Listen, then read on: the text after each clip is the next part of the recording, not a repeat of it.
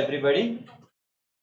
तो मैं वापस से ना आपके लिए रिसीट एंड पेमेंट अकाउंट वापस पढ़ाऊंगा और तब रिकॉर्ड कर लूंगा, तो आपको बाद में देखते आएगा। जिनको नहीं मिल पाया ड्यू टू वो आवाज का इश्यू हो गया था उस लेक्चर। नाउ पे अटेंशन दोस्तों, हम लोग जिस सिस्टमैटिक तरीके से जा रहे हैं कि आपका 12th कवर हो जाना चाहिए उसमें, और एनपीओ के सारे बेसिक कवर हो जाने चाहिए। अगर आप लोगों का lecture number 2 receipt and payment जो 36 मिनट का था, जो ऑफलाइन थे उनको तो समझाए, ऑनलाइन जो नहीं देख पाए तो 36 मिनट का सेशन हम वापस एक बार ले लेंगे। लेकिन वो समझना बहुत जरूरी है, क्योंकि जिसको रिसीट एंड पेमेंट समझता है राजा, वो इनकम एंड एक्सपेंडिचर अच्छे से कर पाएगा। जिनको इनकम एंड एक्सपेंडिचर और रिसीट एंड पेमेंट अच्छे से समझ गया, वो बैलेंस शीट करके टैली कर पाएगा और अल्टीमेटली उनको कोई दिक्कत नहीं जाएगी। कुछ बेसिक बातें मैंने कल के रिवीजन लेक्चर में तो बताई, जैसे कुछ ये वाला डिफरेंस अगर पढ़ लूं तो भी मेरा बहुत हद तक रिवाइज हो जाता है receipt and payment and income and expenditure, और हम करेंगे। मुझे बताओ, और आज बैलेंस शीट का बेसिक कि वो कैपिटल वाला चीज क्या है, क्यों हम एनपीओ में, जैसे कल जो मैंने आपको सम दिया था उसमें कैपिटल ढूंढना था और ओपनिंग बैलेंस शीट बनानी थी, तो बहुत बच्चों को तो सवाल ही यहां से चालू होता है कि सर वो कब बनाना पड़ता है, उसका कोई हिंट दो ना, हमको समझता ही नहीं ओपनिंग बैलेंस शीट क्यों बनाना है। क्लोजिंग तो ठीक है, पार्ट ऑफ आंसर है सर, बना देते हैं, लेकिन वो ओपनिंग बैलेंस शीट बनाना तो बहुत ज्यादा टेंशन है। क्या हर सम में बनानी पड़ती है क्या? तो आंसर इज नो। तो कुछ कुछ सम में बनानी होती तो कुछ हिंट दी होती है क्या? तो अगेन आंसर इज यस। वो सब बताऊंगा, लेकिन पहले रिवीजन कर लेते हैं। आपको पूछा जाएगा, चलो बताओ कि मेरा रिसीट एंड पेमेंट अकाउंट कौन सा अकाउंट है सर? Real, personal, nominal. तो याद रखना इट इज विच अकाउंट मालिक? रियल अकाउंट करके। और इनकम एंड एक्सपेंडिचर अकाउंट कौन सा अकाउंट है? इट इज नॉमिनल अकाउंट, ये भूलना मत करके। ओके, रिसीट एंड पेमेंट कौन सा अकाउंट है? रियल। इनकम एंड एक्सपेंडिचर कौन सा अकाउंट है बेटा? नॉमिनल। बेसिक सा सवाल क्यों रिवाइज करा रहा हूं? क्योंकि ओरल जब होगा तो तुमको टीचर यही सवाल पूछ सकते हैं अकाउंट्स को, इसी चैप्टर पे ज्यादा सवाल आने की संभावना है बेसिक्स पे। नेचर किसकी तरह है receipt and payment account? Cash book. और इनकम एंड एक्सपेंडिचर किसकी जैसा बेटा? प्रॉफिट एंड लॉस अकाउंट के साथ। ओके, कैश ट्रांजैक्शन का समरी बुक है, और ये क्या है भाई? असर्टन नेट रिजल्ट, कंपनी का क्या सरप्लस या डेफिसिट, ये ढूंढने के लिए हम इनकम एंड एक्सपेंडिचर बनाते हैं। उसके बाद मैं आपको कहूं क्लोजिंग बैलेंस। मुझे बताना रिसीट एंड पेमेंट का जो भी क्लोजिंग बैलेंस है, तो सर इससे हमने क्या समझा था, और मैं आपको रिवीजन के तौर पे बता रहा हूं। मैंने आपको कहा था कि बेटा रिसीट एंड पेमेंट में जब भी तुम ये देखोगे, जस्ट मिनट, और इतनी बार बता रहा हूं तो आपको ध्यान में आना ही चाहिए। रिसीट एंड पेमेंट में आपको यहां पे हमेशा सम में, अगर 1 साल हो गया बिजनेस चालू हो गया, तो ऐसे कुछ दिखेगा, क्या बेटा? To balance brought down. इसका मतलब वो कैश इन हैंड भी हो सकता है, नहीं तो क्या बेटा? कैश एट बैंक भी हो सकता है। अगर आपको सिर्फ इनकम एंड एक्सपेंडिचर और करंट ईयर बैलेंस शीट बनाने को कहा है, कैपिटल दे दिया, तो आप पोस्टिंग में इसको कहीं पे भी ध्यान नहीं देते, टोटल इग्नोर करते, अमाउंट को अपन लेते ही नहीं, बराबर कि नहीं? लेकिन ये वाला जो अमाउंट है, इसी सम का रिसीट एंड पेमेंट का एंड कैसे होता है सर? रिसीट एंड पेमेंट का एंड होता है बाय बैलेंस कैरिड डाउन, मतलब cash in hand, cash at bank, कुछ भी हो सकता है। और इसीलिए आप ये वाला चीज कहां पे लेते हो बेटा? क्लोजिंग बैलेंस शीट में। कहां पे? असेट साइड को। और क्या लिखते हो? कैश इन हैंड, नहीं तो अगर दिया होगा तो क्या? Cash at bank. सिंपल सी बात है। ये नेचर को समझो, रिसीट एंड पेमेंट हमेशा ओपनिंग और क्लोजिंग बैलेंस के साथ चलेगा, इसलिए लाइन था, थियरी ऐसे ही नहीं आया सर। ये देखो, जब हम डिस्टिंग्विश पढ़ रहे तो उन्होंने क्या कहा? Closing balances. पे अटेंशन, पढ़ो। क्लोजिंग बैलेंस रिप्रेजेंट क्या? कैश इन हैंड, नहीं तो क्या बेटा? Cash at bank at the end of the given period. जबकि इनकम एंड एक्सपेंडिचर क्या रिप्रेजेंट करता है? एक तो सरप्लस, नहीं तो क्या? डेफिसिट। तो आपको टेंशन आना ही चाहिए सर कि इनकम एक्सपेंडिचर से हम क्या निकाल लेंगे? आप एक तो आपका सरप्लस आ जाएगा, नहीं तो आपका क्या आ जाएगा बेटा? डेफिसिट बैलेंस आ जाएगा। और यही तो चीज है, बहुत बच्चे यहाँ पे कंफ्यूज होने की जरूरत नहीं थी, सब रिवाइज करा दिया है। रेवेन्यू और कैपिटल समझता है आपको अभी? यस और नो? मैंने असेट खरीदा 1 लाख रुपए का, और मैंने सैलरी पेड किया 25,000 रुपया। कौन सा कैपिटल नेचर है और कौन सा रेवेन्यू नेचर है? असेट खरीदना, ये जो खर्चा है कैपिटल नेचर है, और सैलरी पेड करना, ये जो खर्चा है कौन से नेचर का है? रेवेन्यू। तो कैपिटल, रेवेन्यू, सारे नेचर के खर्चे कहां पे रिकॉर्ड हो जाते हैं? रिसीट एंड पेमेंट में। और इनकम एक्सपेंडिचर में सिर्फ कौन से नेचर का अमाउंट जाता है sir? Only which nature? Only revenue nature, भले रेवेन्यू इनकम हो या क्या रेवेन्यू एक्सपेंडिचर हो, बस। इसीलिए आप देखना सारी चीजें मैंने कल के लेक्चर में बताई है। रिवीजन के तौर पे बता रहा हूं सर, क्या non cash item receipt and payment में रिकॉर्ड होते हैं क्या? Answer is no. Non cash item मतलब डिप्रिसिएशन, आउटस्टैंडिंग सैलरी, ये कभी भी रिसीट एंड पेमेंट में जाता नहीं है करके। ठीक है, चलो एनीवेज ये बताया। तो सर अब मैं आज थोड़ा सा एक पॉइंट आपके सामने रखने की कोशिश करूंगा। आप देखिए कि हम लोग जो भी हमने पढ़ा, हमने रिसीट एंड पेमेंट का लेक्चर किया, हमने इनकम एक्सपेंडिचर किया, अब हम समझेंगे बैलेंस शीट। बैलेंस शीट ये अकाउंट है कि स्टेटमेंट है बेटा?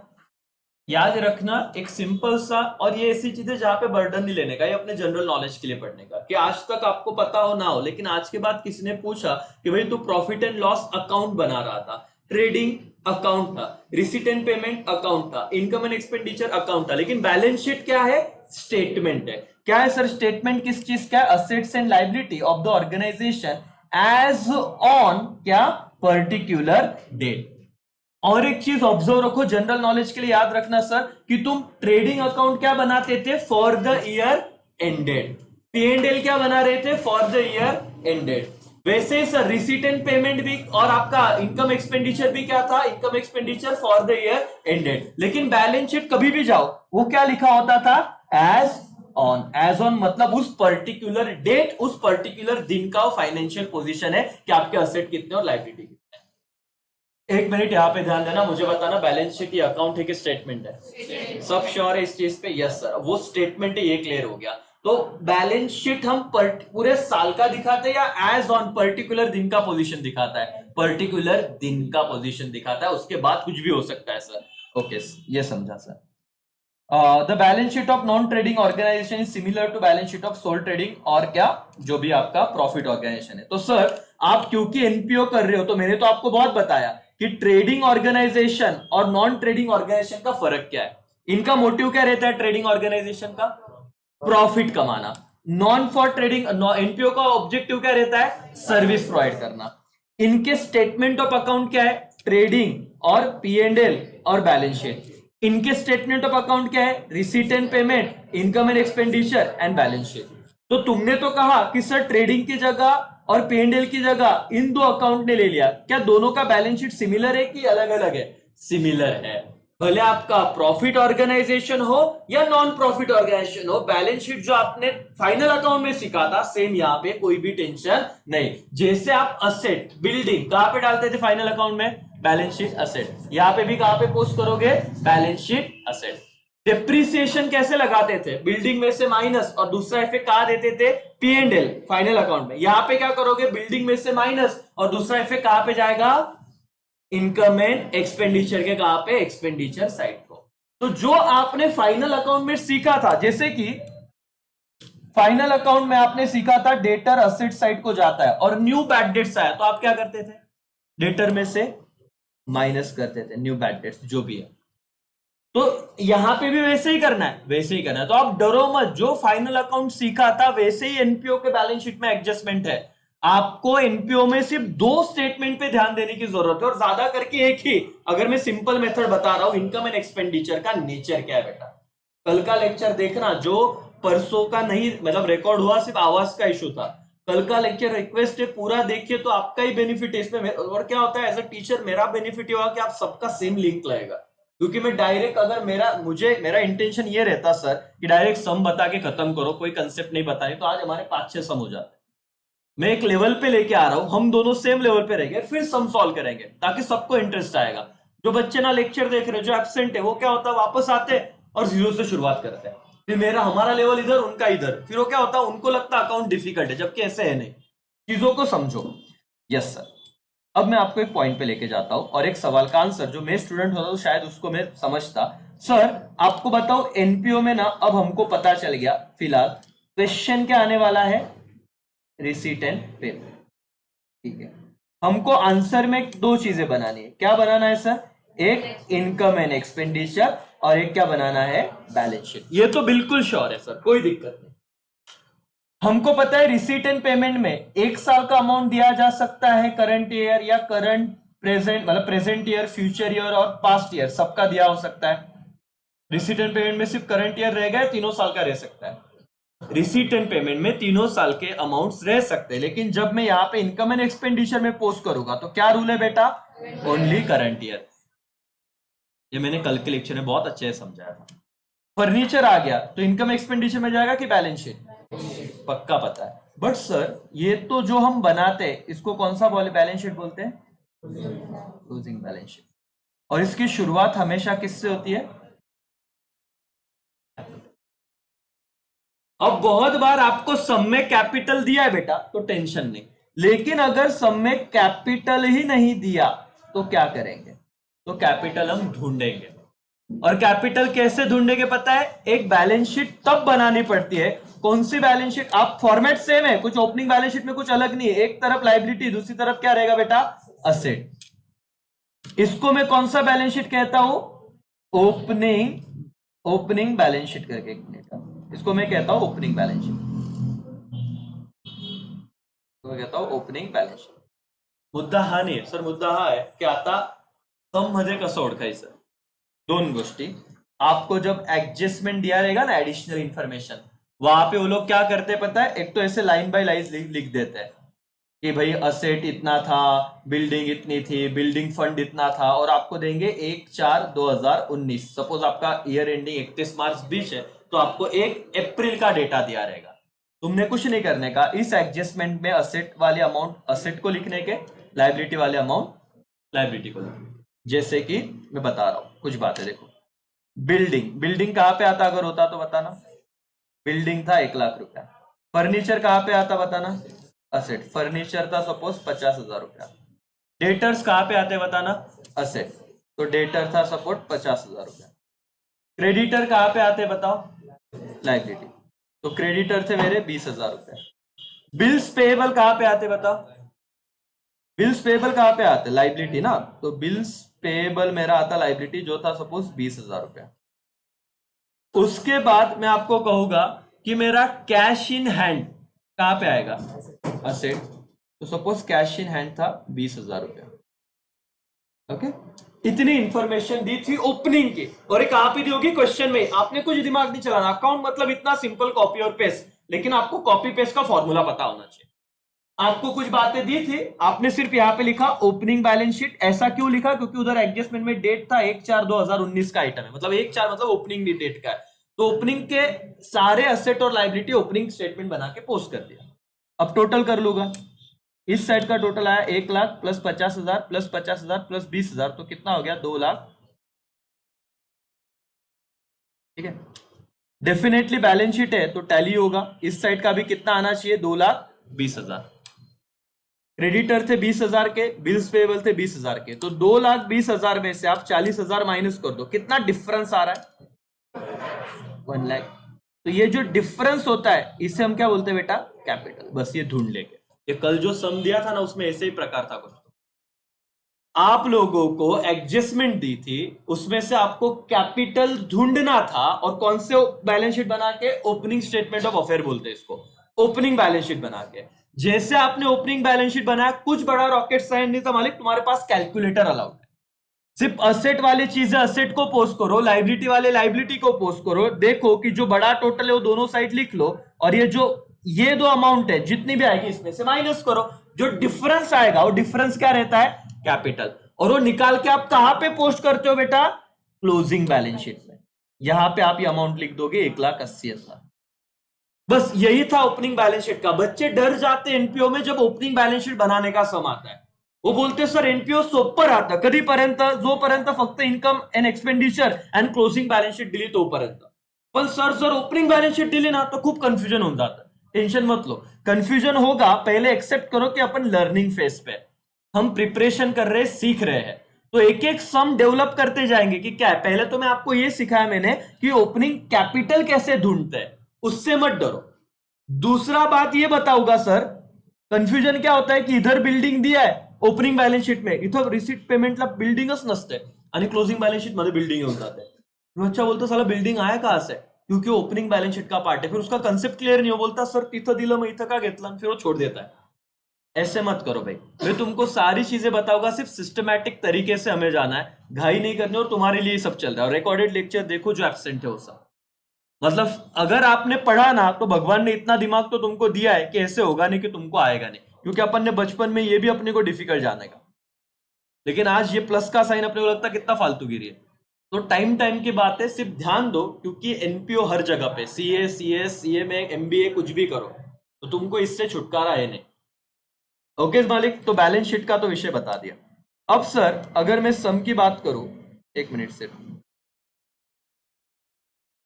ये सारे फॉर्मेट तो ठीक है, इम्प्लाइड एडजस्टमेंट करके कोई नाम था यहाँ पे,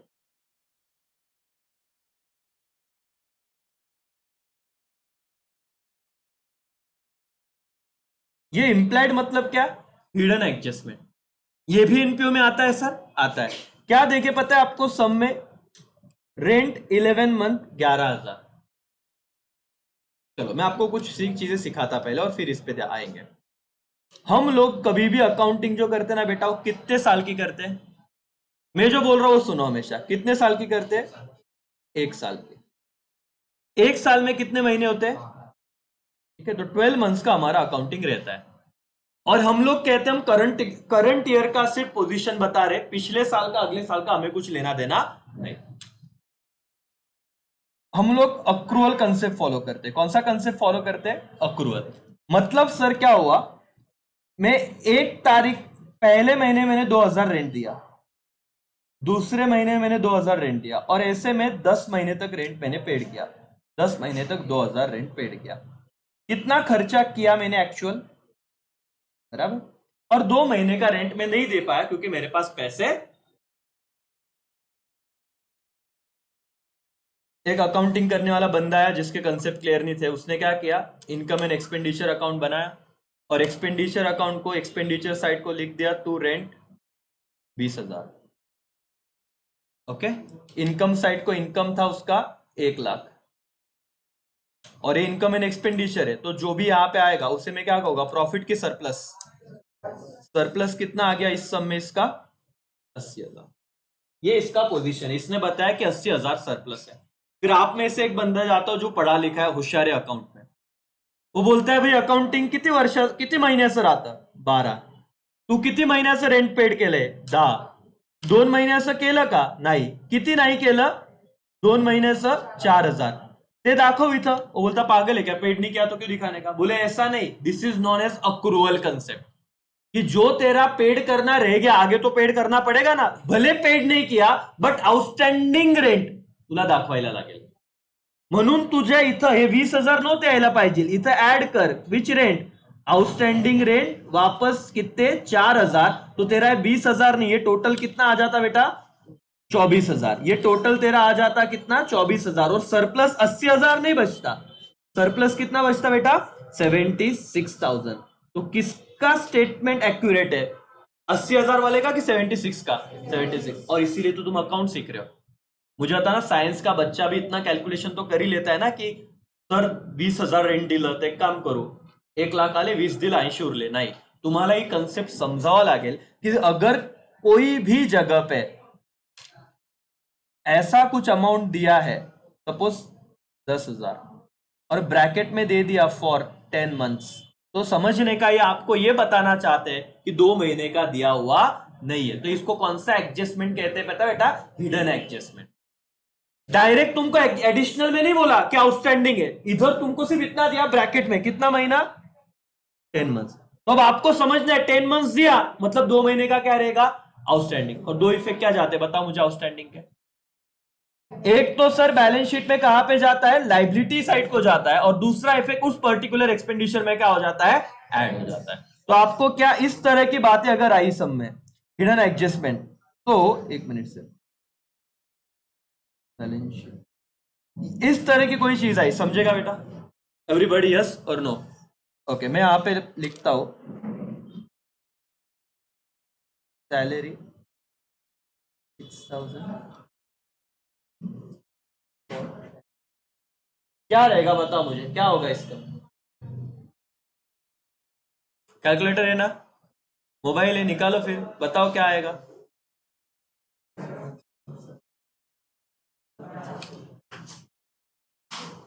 6,000 10 महीने के लिए दिया है।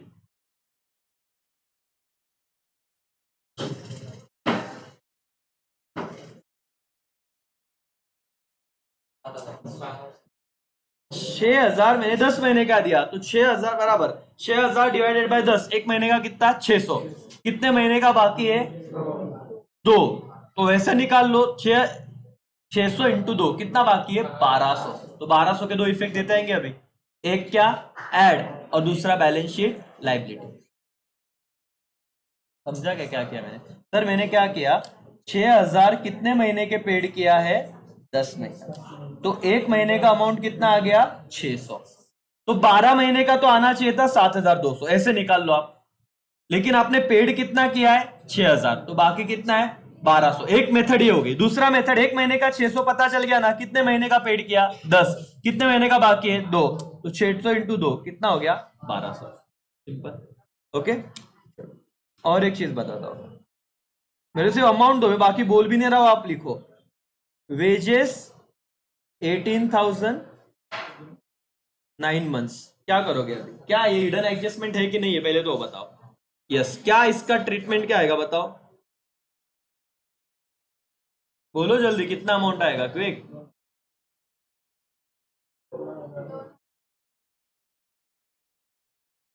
कितना ऐड करो उतना बताओ।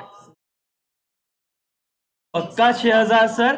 कैसे किया कि उन्होंने दिया है, अगर यहाँ पे फॉर क्या 9 मंथ्स, तो ढोकलो तुमको पता है 18,000 कितने महीने के दिए?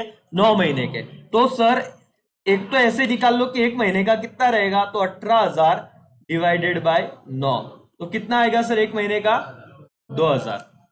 तो मेरे कितने महीने का रेंट देना बाकी अभी, या फिर वेजेस देना बाकी है? सर 9 महिने कसं समजेल? 12 महिने असतात, जेवढं दिलं तेवढे मायनस कर, किती बाकी? 3। तो एक महीने का 2,000, तो 3 का कितना? 6,000। तो दो इफेक्ट क्या हो गए, एक तेरा ऐड हो जाएगा 6,000 और दूसरा बैलेंस शीट लायबिलिटी। तो सर याला इंप्लाइड एडजस्टमेंट और हिडन एडजस्टमेंट, आप कुछ भी बोलो, ये नाम से जाना जाता है करके। क्या पहला चीज समझा बेटा? इस तरह के एडजस्टमेंट अगर आपको रिसीट एंड पेमेंट या कहीं पे भी आए तो सॉल्व करते आएंगे, इसको हिडन एडजस्टमेंट भी बोलते हैं। दूसरी बात, 10% लोन फ्रॉम क्या बेटा? Bank of India, taken on क्या? 1 जनवरी 2020। यहां पे मेन मैटर क्या हो गया पता है? जब तक ब्रैकेट में कुछ नहीं देते तब तक टेंशन नहीं, अगर ब्रैकेट में कुछ दे दिया तो उनका कहना है कि आप इस पे सोचो जरूर। क्या सोचे? अच्छा, लोन टेकन है कि लोन गिवन है? पक्का असेट है कि लाइबिलिटी बताना। सबका ध्यान यहाँ पे होना चाहिए, लोन टेकन है कि लोन गिवन है? टेकन। क्यों? क्योंकि फ्रॉम आ गया। 10% loan from bank of India. कितने लिया था सर? 20,000। इंटरेस्ट रेट कितना है इस पे? सिंपल, ये तो था 10%। तो 20,000 पे 10% इंटरेस्ट कितना आता है? पक्का निकालो कितना आता है? 2,000। कैलकुलेटर पे तो 2,000 आ ही जाएगा। वो कितने महीने का है लेकिन? 12 महीने का है। एक चीज याद रखो ढोकलो, कैसे क्या किया, नॉनसेंस। 20,000 है, कितना परसेंट रेट बोला था? 10%। कैलकुलेटर पे कैसे निकालोगे सर? आप जब कैलकुलेटर पे ऐसा करते हो, 20,000 इंटू का बटन प्रेस करो और 10% का बटन अगर दबाओगे तो डिवाइडेड बाय 100 करना नहीं। कुछ ढोकले 10% दबाते हैं, डिवाइडेड बाय क्या करते हैं? 100। ऐसा करने का नहीं बेटा, कैलकुलेटर चलाना सीख लो पहले तो इतना किया तो तुम्हारा आंसर पक्का कितना आ जाएगा? 2 महीना। लेकिन बेटा ये जो आंसर है वो कितने महीने का आता है? हमेशा 12 महीने का, मतलब 1 साल का इंटरेस्ट आता है। और ब्रैकेट में उन्होंने कुछ तो दिया था ना रे। कब लिया था लोन?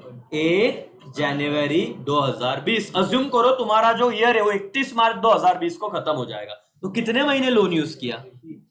कितने महीने लोन यूज किया? 3। तो सर जर वर्षाचं 2,000 तर 3 महिन्याचं किती? नॉनसेन्स ना, मारूंगा ना भाई। साल का 2,000 दे रहे, 3 महीने का 6,000 दो, इंटू 6 करोगे क्या?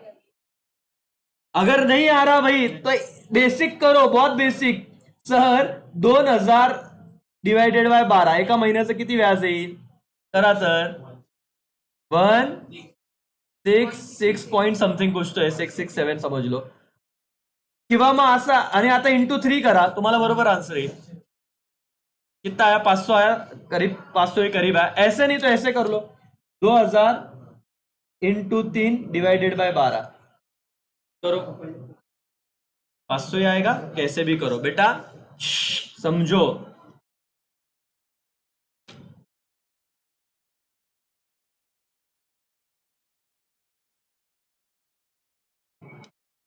कुछ अमाउंट दे रहा हूं मैं, आपसे आंसर एक्सपेक्ट करूंगा।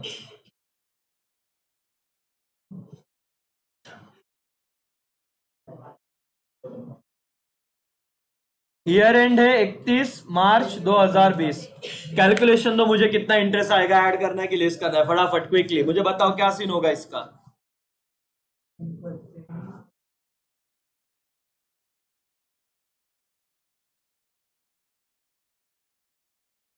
अच्छा, इंटरेस्ट पेएबल रहेगा कि रिसीवेबल रहेगा? पेएबल, क्योंकि तुमने लोन लिया है ना बेटा, तो खर्चा देना बाकी। इसके दो इफेक्ट में बताओ कैसे आएंगे। बच्चे डरते हैं, अरे कुछ नहीं था भाई, 10% का मतलब ये रेट ऑफ इंटरेस्ट है, ये अमाउंट है, और इसका मतलब है तुझे मंथ कैलकुलेट करना है, 1 अक्टूबर से 31 मार्च। तो क्या हो गया, एक ये हो गया अक्टूबर 1 महीना, नवंबर 2, दिसंबर 3, जनवरी सर 4, फेब्रुआरी कितना 5, और मार्च कितना 6। तो 6 महीने का इंटरेस्ट कैसे आएगा? पहले एक काम करो, तुम लोग 1 लाख रुपए पे कितने परसेंट से, 10% से तुम्हारा इंटरेस्ट कितना आ जाएगा, 10,000। लेकिन कितने महीने का तुमको लगाना है सर, 6 डिवाइडेड बाय क्या, 12। तुम्हारा आंसर कितना आएगा, 5,000। अभी आंसर आया है सिर्फ, इसके इफेक्ट क्या जाएंगे पता है? ये 5,000 क्या है पता है?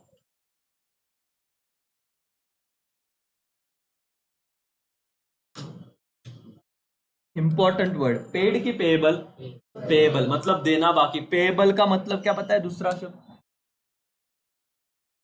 आउटस्टैंडिंग। दोन इफेक्ट कुठे जाणार, एक बैलेंस शीट क्या, लाइबिलिटी, और दूसरा तुम्हारा जो भी इनकम एक्सपेंडिचर है, जो भी वहां पे एक्सपेंडिचर साइड को, नहीं तो हाँ डेबिट साइड को आपको क्या कर देना है, पोस्ट कर देना है। एवरीबॉडी इतना समझ रहा है बेटा? ओके, लास्ट मुझे बताना, मैं आपको एक एग्जांपल दे रहा हूं। Bank loan, 20% bank loan 2 lakh rupees का लिया था।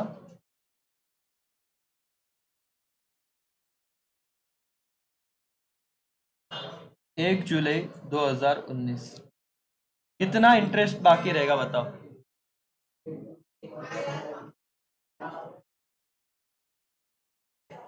20% है, अमाउंट है, कब लिया था वो है,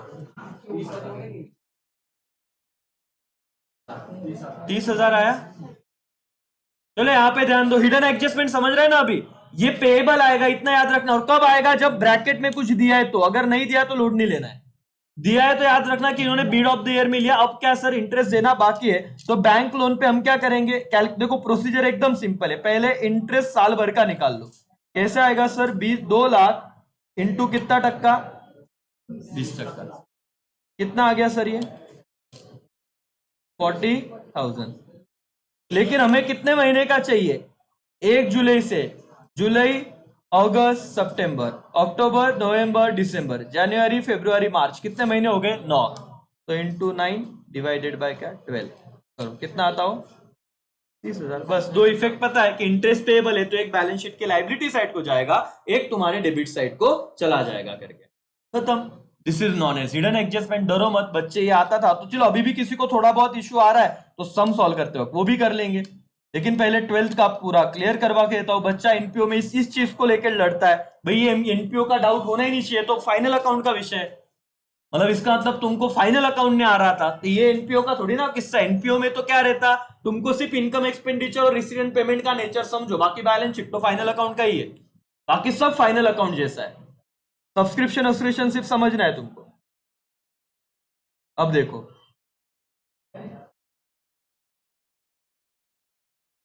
कौन बताएगा, बोलो ये क्या। Third one, lease hold land, मैंने लीज दे दिया 10 साल के लिए, 1 लाख रुपया।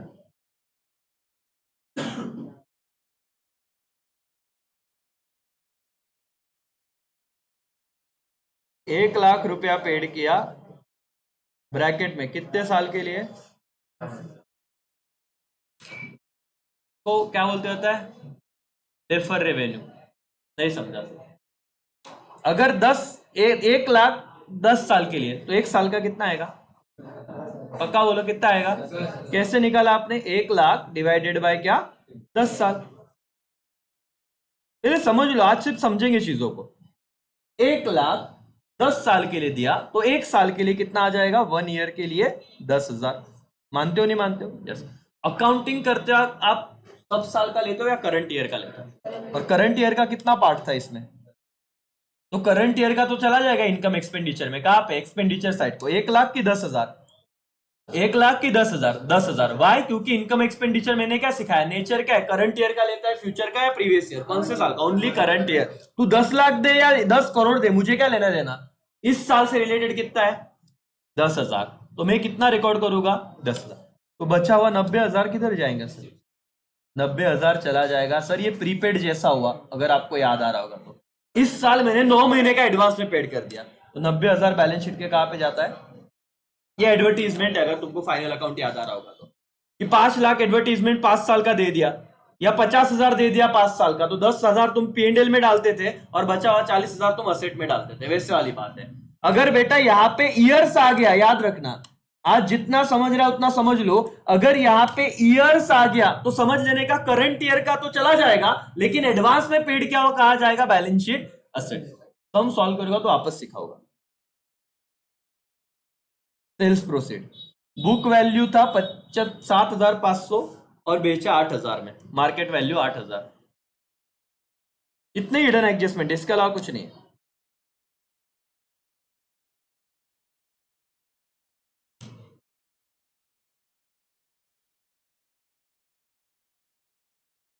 बुक वैल्यू 7,500 और उसे सेल किया 8,000 में, क्या रिकॉर्ड करोगे? नॉनसेंस। प्रॉफिट 500 सेल किया ना मैंने, मैं स्टॉक की बात नहीं कर रहा हूं। जिस असेट का बुक वैल्यू कितना था? 7,500, वो असेट कितने में बेची मैंने? 8,000 में। तो मेरा क्या हो गया? इनकम एडिशनल कितना बेनिफिट हुआ? 500 रुपया। उल्टा मैं बताता हूं कि ये असेट थी 7,500 की, वो मैंने सेल की 6,000 में। अब क्या होगा? लॉस। कितने का लॉस होगा सर? 1,500 का। वो उतना रिकॉर्ड कर दूंगा, बात खत्म। ये सिखाऊंगा सब। ये 12वीं की बात है एक्चुअली, मैं बीकॉम बता भी नहीं रहा हूं। पहले ये क्लियर करो बेटा, ये क्लियर होगा। बीकॉम तुम इतने, और ये क्यों बता रहा हूं? तो ये समझोगे भी इजीली तुम्हारे। हाँ 12वीं का है सर, चलो कर लेते हैं। मतलब हमने करना चाहिए था शायद, नहीं क्या? अब तो भी सीख रहे हैं, और ये सीख लिया बीकॉम पे लेके जाऊंगा, कॉपी पेस्ट वही चीज है। तुम बोलोगे अरे इतना सिंपल था, सीधा बीकॉम लेके जाओगे, तुमको लगेगा अरे यार ये बीकॉम में अवगढ़ आ गया, ये तो एकदम डिफिकल्ट है। जबकि बोलोगे ये तो बीकॉम का था ही नहीं, ये तो 12th का था, तो तुमने देखना चाहिए था। और अगर 12th खत्म हो रहा है तो बीकॉम पे आओगे तो बोलोगे यार ये तो सिमिलर है। तो चीजों को समझो, ये सिर्फ एटीट्यूड का सवाल है। तुम बीकॉम को नहीं आने का कारण दोगे कि सर ये तो बीकॉम लेवल है, अवगढ़ है, बट 12वीं में क्या कारण है? सीखो, है ना? कि 12th का तुम रीजन नहीं दे सकते कि सर नहीं आ रहा था। अब तो तुमको इजी जाना चाहिए, 1 साल पीछे की पढ़ाई कर रहे हैं। ये 4 बातें, रेंट वाला, रेंट के नाम पे कुछ भी रहने दो, सैलरी रहने दो, वेजेस रहने दो, अगर ब्रैकेट में मंथ दिए तो जितने दिए हैं वो 12 में से माइनस कर दो, उतने महीने का वो क्या रहेगा? आउटस्टैंडिंग। क्योंकि टोटल महीने कितने होते हैं? हमेशा 12। ओके। अगर ऐसा परसेंटेज में दिया लोन जैसा कुछ, तो याद रखना आपको मंथ भी देंगे कि वो लोन लिया कब था, तो उतना मंथ का ही आपको इंटरेस्ट क्या करना है? कैलकुलेट करना है। और कहां से काउंट करना है? जब से लिया। लीज होल्ड तो बता दिया 10 साल दिया, और इसका तो कोई दिक्कत था नहीं करके। अब आपको मैं और एक चीज करूंगा, मैं ट्राई करूंगा कुछ चीजें सिंपल ही रखूं आपके लिए, और बताऊं करके क्या है।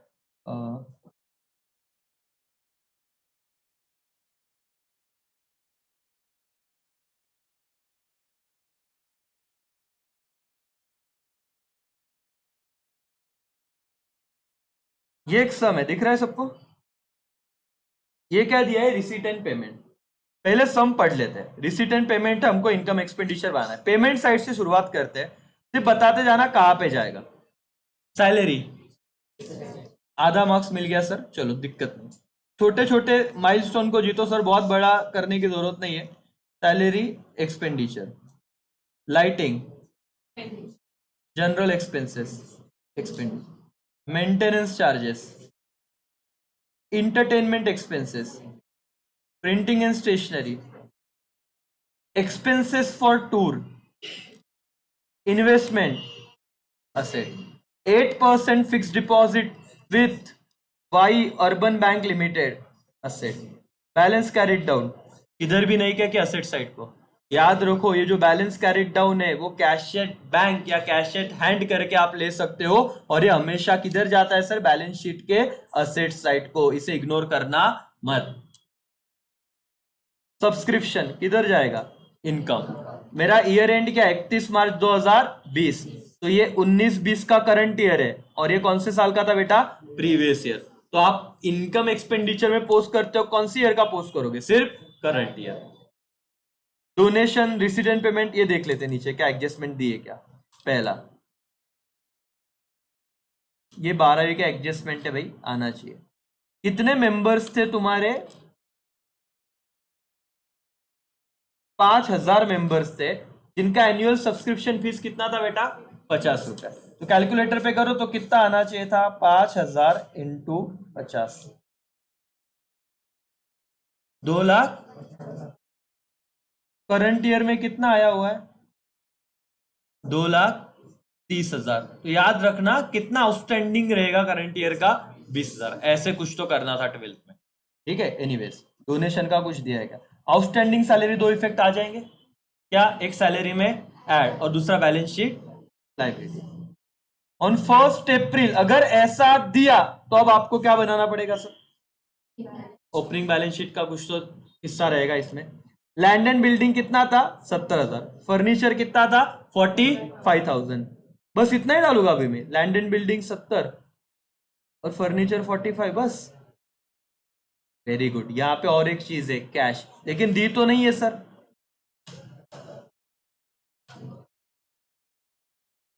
ये ओपनिंग बैलेंस शीट में हमेशा लो, दी हो या ना हो। ओपनिंग बैलेंस शीट के कहां पे लेने का बेटा, असेट साइड को। याद रखो ओपनिंग बैलेंस शीट के कहां पे लोगे, असेट साइड को, 32,800 जो भी है। और आप देख लो उन्होंने दिया भी रहेगा नोट करके, ये देखो दिया है एवरीबॉडी, यस और नो। आउटस्टैंडिंग सब्सक्रिप्शन पिछले साल, ये भी मैं तुमको बताऊंगा। ये सम पहले 12वीं के कंप्लीट करो। इस साल मिल गया है 4,000, तो पिछले साल बाकी रहेगा ना सर, नहीं समझा ये तुमको, बहुत ही भाई हर तरह की जनता है। दिख रहा है क्या बेटा, रिसीट एंड पेमेंट में रिसीट साइड को दिख रहा है 4,000, इस साल मिला है, मतलब पिछले साल बाकी होगा ना। इस साल कौन से साल से रिलेटेड मिला, पिछले साल। तो इस ओपनिंग बैलेंस शीट का देखो, इसीलिए ना एनपीओ कंफ्यूजन क्यों हो जाएगा एफवाई बीकॉम में। तुम बोलोगे साला सॉरी कितने अवघड आम्हाला कस काय कळेल 4,000, भाई तेरे को इसी का तो पैसा मिलेगा अगर, तो ग्रेजुएट क्या फुकट में थोड़ी ना रहा, पढ़ाई क्यों कर रहा है। तो तेरे को ये समझने के लिए कि भाई क्या फर्क है तुम में और बिना पढ़े वालों में। तुमको अगर जॉब पे रख रहा है on the basis of graduation degree, तो यही समझना पड़ेगा। अगर रिसीट एंड पेमेंट बता रहा है कि रिसीट साइड को 2018-19 का 4,000 मिल रहा है, कब मिल रहा है, 2020 में, मतलब 2018 में क्या रहेगा, आउटस्टैंडिंग। और सब्सक्रिप्शन आउटस्टैंडिंग कहां पे दिखता है, बैलेंस शीट के असेट साइड को। तो ये एक अमाउंट और ये एक अमाउंट, ये दो अमाउंट आप लोगों ने, अगर आप वर्किंग नोट में जाओ तो आपको बराबर दिखेंगे। ये तो आपको क्लियरली आ गया था, इसमें कोई दिक्कत था क्या, नहीं। ये भी आपको समझ गया था, इवन मैंने आपको कल के लेक्चर में बताया तो ये भी समझा। अब आज के लेक्चर में आपने क्या समझा कि कहीं भी कुछ नहीं दिया, और पिछले साल का सब्सक्रिप्शन अगर इस साल मिलता है तो पिछले साल वो क्या रहता है, आउटस्टैंडिंग। और आउटस्टैंडिंग सब्सक्रिप्शन कहां पे दिखता है, बैलेंस शीट असेट साइड। तो ये 4,000 जब लिया तो इस साइड का टोटल आया बेटा 1,51,000 क्या 800। और करंट ईयर के आउटस्टैंडिंग, इस पिछले साल के आउटस्टैंडिंग एक्सपेंसेस कितने थे, 25,000। ये भी कहां से है बता देता हूं, क्योंकि तुमको मैं सम सॉल्व करने को बोलूंगा तो तुमको समझना चाहिए। पेमेंट साइट को इन्होंने कुछ तो एडजस्टमेंट में आगे दिया रहेगा, नहीं तो land and building outstanding salary 12,000,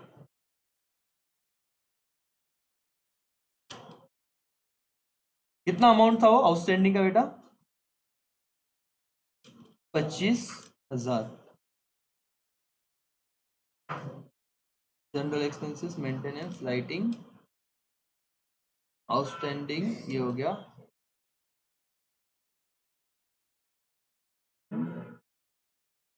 आप देखो, मतलब आपको अगर दिखा तो आप मुझे बताना करके, ऑब्जर्व करो। पेमेंट साइट को कहाँ पे दिख रहा है, हाँ दिया है देखो, पेमेंट पेमेंट देखो ये क्या दिया सर, एक्सपेंसेस फॉर 18-19, मतलब ये इस साल खर्चा किया, किस साल से रिलेटेड सर, लास्ट ईयर, म्हणजे मागच्या वर्षी हे बाकी होते, या वर्षी काय केलं, पेड केलं. आणि एफ आई बीकॉम में ऐसे रहेगा बेटा, पहले इसलिए मैं ज्यादा बड़े लेवल पे ही लेके जा रहा हूं, और तुमको ये लॉजिकल भी समझो, 12वीं की चीज करे जो तुम पास ऑलरेडी, तो उस चीज का समझ लो एनपीओ. सर यहां पे अगर पेमेंट साइड को मुझे एक्सपेंस देके ब्रैकेट में क्या दिया, 18-19, मतलब पिछले साल का इस साल क्या, पिछले साल क्या था, आउटस्टैंडिंग, और एक्सपेंसेस आउटस्टैंडिंग कहां पे दिखता है, बैलेंस शीट के लायबिलिटी साइड को. इसीलिए ना बेटा यहां पे वर्किंग नोट में ये आउटस्टैंडिंग एक्सपेंसेस आया 25,000. समझा क्या? तुम अगर देख के भी करते ना तो भी तुमको ये 2 पॉइंट पे डाउट होता. कौन से पॉइंट पे सर, आउटस्टँडिंग एक्सपेन्स तो कुठेच नाही दिलं, आणि सर ये आउटस्टँडिंग सब्सक्रिप्शन पण नाही दिलं, कारण की एचडीएफसी ने मेरे को तो 2 ही बातें दी. क्या बातें दी है देखो, बस इतना ही दिया था. यस और नो? मैंने क्या किया, ध्यान से सुनो. क्या ये चीज आने के बाद, और अभी ध्यान देना, 1 अप्रैल का डेटा आने के बाद आपको समझा कि आपको ओपनिंग बैलेंस शीट बनाना है, बोलो यस और नो? यस. आप बिल्डिंग लिख लोगे कितना, 70,000. आप फर्नीचर लिख लोगे कितना, 45. एक चीज तुमको पता है बहुत आराम से मिल जाएगी, रिसीट एंड पेमेंट का बैलेंस ब्रॉट डाउन, वो क्या होता है, कैश इन हैंड. तो वो कितना आ गया मेरा, यहां से जब मैंने ब्रॉट डाउन देखा 32,000 कितना, 800, तो मैंने 32,800 भी लिख दिया, कोई दिक्कत नहीं थी. अब दिमाग लगाना है, कुछ नहीं सर, सिंपल सी बात है. मैं रिसीट एंड पेमेंट में गया, 18-19 का अगर इस साल मुझे पैसा मिला है तो पिछले सालों पैसा क्या रहेगा, बाकी. और सब्सक्रिप्शन आउटस्टैंडिंग, इनकम आउटस्टैंडिंग क्या होता है, असेट. इसलिए 4,000 मैंने कहां पे लिख दिया बेटा, असेट साइड, 4,000 लिख दिया असेट साइड. पेमेंट साइड को देखा मैंने, एक पेमेंट है जो पिछले साल का इस साल में क्या, मतलब पिछले साल वो क्या था, बाकी, और पिछले साल बाकी था, मतलब ये क्या हो जाएगा, पिछले साल का आउटस्टैंडिंग, तो लाइबिलिटी हो जाएगा 25,000. तो आपको इस ओपनिंग में ये 2 चीजें बहुत ध्यान से समझिए. ये समझा क्या 25 और 4 कैसे आया, इसीलिए एनपीओ अवगढ़ जाता है. 2 ऑप्शन है सर, एक तो पूरी तरह से समझ लो, कुछ नहीं, यही सम 2 बार कर लेना, 3 बार कर लेना, क्योंकि अकाउंट में क्या होता है, सेम सम सेम आते से अमाउंट चेंज हो जाता. तो उतना अगर आपने कर लिया, सिमिलर नेचर का आ गया, अब आप होशियार हो गए. अगर आप प्रैक्टिस नहीं करोगे तो फिर यहाँ पे ये कंसेप्चुअल है, ये कोई नहीं सिखा पाएगा सर, ये आपको ही दिमाग लगाना पड़ेगा. लेकिन अब मैंने हिंट तो दे दी, अगर ब्रैकेट में ईयर पिछले साल का है तो ओपनिंग बैलेंस शीट में पोस्ट करने का, बाकी तुम बैलेंसिंग फिगर निकाल लोगे. सबका एडिशन करेंगे, इसमें से 25,000 माइनस करेंगे, तो जो भी आंसर आएगा, तो ये सब 1,51,800 में से 25,000 गया, तो तुम्हारा आंसर क्या आएगा, कैपिटल फंड का 1,26,800. लेकिन ये सम कैसे था, समझा बेटा? अभी ट्रिक समझी कि आपको सिर्फ तीसरे पे से ओपनिंग बैलेंस शीट समझा, लेकिन ये 2 अमाउंट यहाँ पे स्टार मार्क थे. Got it everyone? इसका तो समझ गया 32,800, ये भी स्टार मार्क था, सिर्फ इतना दिया. बच्चे बोले एवढा अभ्यास करून गेलो सर, आम्हाला बैलेंस शीटच जमलं नाही, ओपनिंग कैपिटल फंडच काढता नहीं आला. और ये 12वीं में सीखा था, जो तुमने ध्यान नहीं दिया, शायद अब समझ रहे हो. एवरीबॉडी यस और नो? Yes sir. डेप्रिस असेट 10% है, तुमको पता चल जाएगा असेट में से क्या करना है, माइनस, और दूसरा क्या, income and expenditure. Income accrued on investment 2,000. अच्छा, इनकम अक्रूड म्हणजे इनकम आउटस्टँडिंग, आणि आउटस्टँडिंग इनकम कुठे जातं बेटा, बैलेंस शीट असेट साइड, याद रखना. 50% इंट्रेंस फीस एंड 60% डोनेशन क्या बेटा, कैपिटलाइज. तो अब मुझे बताओ, डोनेशन कितना परसेंट कैपिटलाइज है, 60%.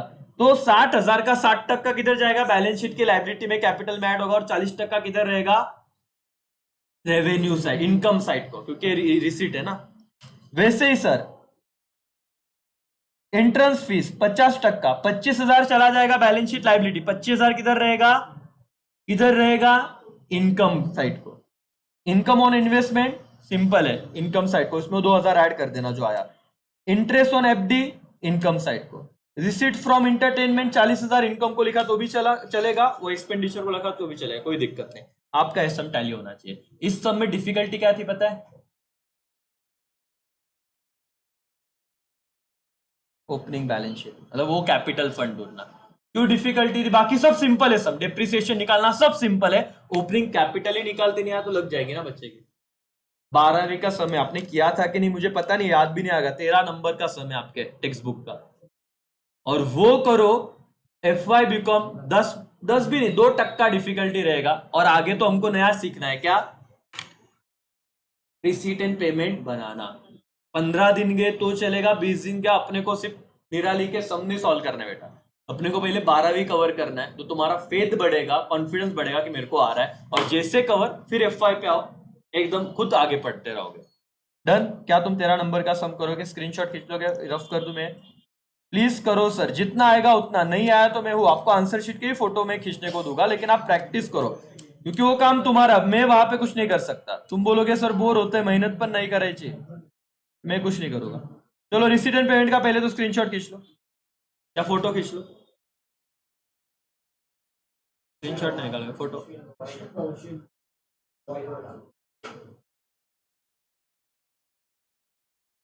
निकाल लिया? नहीं sir.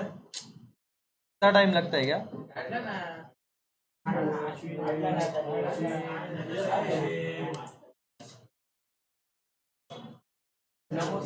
Adjustment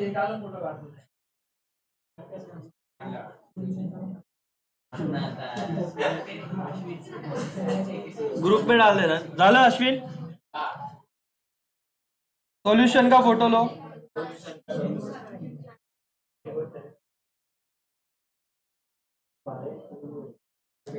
balance sheet,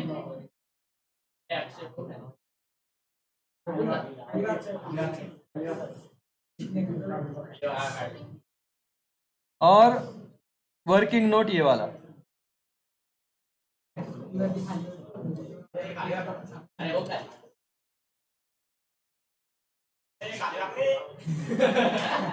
okay done.